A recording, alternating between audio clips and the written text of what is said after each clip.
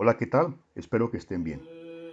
Nuevamente venimos hoy con un pequeño video explicativo sobre los 7 concilios ecuménicos, que es una de las partes fundamentales de la enseñanza de la Iglesia Ortodoxa. Este video no es con el ánimo de polemizar ni generar ningún tipo de controversia. Es un video, es compartir un conocimiento sustentado en la enseñanza recta de la Iglesia. Entonces, ese es el propósito de este video.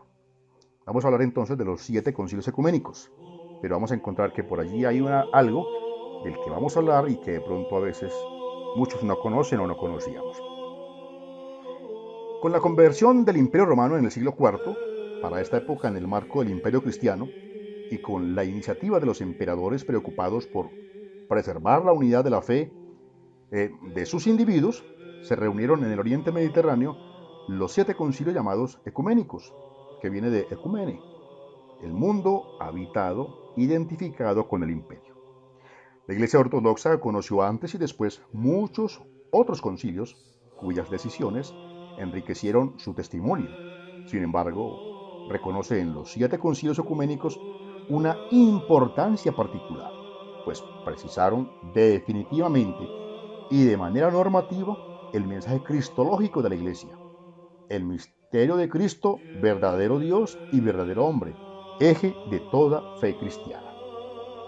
Vamos a empezar a hablar uno a uno de ellos, no con el ánimo de generar, vuelvo y repito, ningún tipo de controversia o malestar con todos y cada uno de los que nos acompañan en esta explicación. Entonces, el primer concilio se realiza en Nicea. Se llama entonces, como su nombre lo indica, el primer concilio ecuménico en Nicea. El primer concilio se lleva a cabo en la ciudad de Nicea, en el Asia Menor, en el año 325, bajo la autoridad del emperador Constantino el Grande. Estuvieron presentes allí 318 obispos. El problema que originó este gran o primer gran concilio fue lo que se llamó la controversia arriana. El sacerdote Arrios negaba la divinidad de Cristo. Si Jesús había nacido, esto quería decir, según Arrios, que había un tiempo en el que no había existido. Para Arrios, Jesús no era Dios y así lo enseñaba. La Iglesia entonces declaró la enseñanza de Arrios como herética, o sea, inaceptable para la Iglesia, y decretó que Cristo es Dios. Él es de la misma esencia o consustancial al Padre. Fue este primer concilio en el que se escribió la primera parte del credo, sus primeros 7 artículos. Entre los grandes defensores de la ortodoxia que estuvieron presentes, debemos mencionar especialmente a San Atanasio el Grande, que existió entre el año 297 y 373, quien en aquel entonces era diácono y que luchó acérrimamente contra Arrios durante todo el concilio. Ahí vamos ahora para el segundo concilio, el segundo concilio ecuménico en Constantinopla, convocado por el emperador Teodosio el Grande. Este concilio se llevó a cabo en la ciudad de Constantinopla en el año 381 y contó con la asistencia de 150 obispos. El problema que se había desatado es lo que se le conoce como la controversia macedoniana. Muy bien, Macedonio enseñaba que el Espíritu Santo no era una persona, sino solamente un poder de Dios. De esta manera, consideraba que el Espíritu Santo era inferior al Padre y al Hijo. El concilio decreta solemnemente que hay un Dios en 3 personas, Padre, Hijo y Espíritu Santo. San Gregorio de Niza es quien hace un aporte determinante para la doctrina. Las operaciones de las personas de la Trinidad son distintas, pero las 3 personas tienen una sola esencia. De esta manera, se suma al credo escrito en Nicea 5 artículos más que hablan del Espíritu Santo y de la Iglesia. Así viene a ser llamado el credo niceno-constantinopolitano, del que hablaremos de pronto más adelante en otro video o en otro tema. En este segundo concilio ecuménico se recuerda y se confirma el primer concilio de Nicea. En este concilio también se puso en orden los límites de las jurisdicciones a cargo de los obispos en sus respectivas diócesis. y declara que el obispo de Constantinopla debe tener la primacía de honor detrás del obispo de Roma. Los grandes defensores de la ortodoxia en este concilio fueron San Gregorio Nacianceno, que existió entre el año 329 y 390. ¿Quién fue quien lo presidió? También tenemos a San Gregorio de Niza, que existió entre el año 331 y 396, hermano menor de San Basilio el Grande. Y tenemos a un ser maravilloso, el Boca de Oro, San Juan Crisóstomo, que existió entre el año 345 y 407, quien era un sacerdote antioqueno que llegó a ser patriarca de Constantinopla en el año 398. Muy bien, vamos para el siguiente. El tercer concilio ecuménico en Efeso. Teodosio II el Joven, nieto de Teodosio el Grande, convoca a este concilio en el año 431 y a petición de Nestorio, que no llegó a asistir, se realizó en Éfeso, en la costa del mar Egeo, y participaron 200 obispos. Nestorio confesaba que existían dos personas en Cristo, la humana y la divina.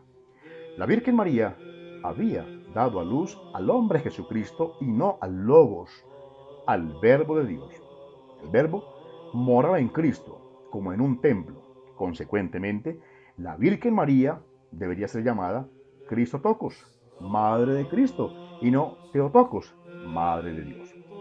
El concilio, liderado por San Cirilo de Alejandría, rechazó la enseñanza de Nestorio como erróneas y afirmó solemnemente que la divinidad y la humanidad de Cristo estaban unidas en la única persona de Cristo, la encarnación que celebramos nosotros los ortodoxos todos los 25 de marzo, es más que la unión de Dios y el hombre dentro de la persona de Cristo encarnado.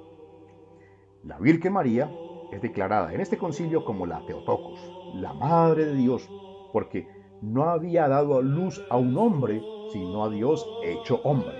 Esa es una aclaración maravillosa.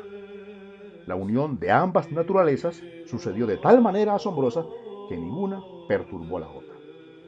Entonces, este concilio declaró que el texto del credo, decretado en el primero y en el segundo concilio ecuménico, estaba completo y prohibió, de esta manera, cualquier cambio, añadidura o enmienda, determinando que a nadie le era lícito presentar otra fórmula de fe, escribir otra fórmula o componer la otra fuera de la definida por los padres de los concilios, conocidos como los Santos Padres.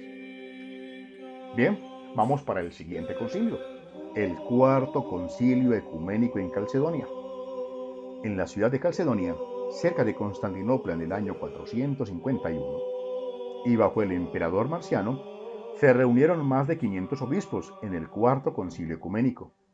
Se le conoce como el concilio contra los monofisitas, quienes enseñaban que en Jesús solo había una naturaleza, que la naturaleza de Dios y la naturaleza del hombre se habían unido. Esta enseñanza fue declarada y condenada como una enseñanza herética. Bien, vamos para el siguiente, el quinto concilio ecuménico, el segundo de Constantinopla. Por segunda vez se celebra un concilio ecuménico en Constantinopla, en el año 553, bajo el emperador Justiniano el Grande. Participaron del mismo 165 obispos. Este concilio se convocó con la esperanza de poner fin a las controversias con los monofisitas y con los nestorianos.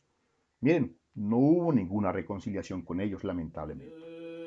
La Iglesia confirmó las enseñanzas de la Iglesia con respecto a las dos naturalezas de Cristo, es decir, la naturaleza divina y la naturaleza humana, y condenó ciertos escritos de Nestorio.